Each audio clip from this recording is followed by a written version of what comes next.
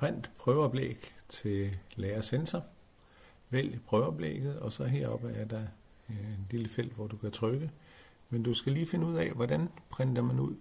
Det gør man ved at trykke Ctrl plus P på samme tid. Der er altså ikke nogen ikon til selve printprocessen. Du skal bruge genvejstasten Ctrl plus P.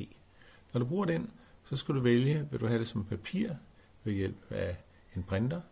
Hvis du har en PDF Maker, kan du få det som en PDF-fil. Men en anden mulighed er at vælge Microsoft Document Writer.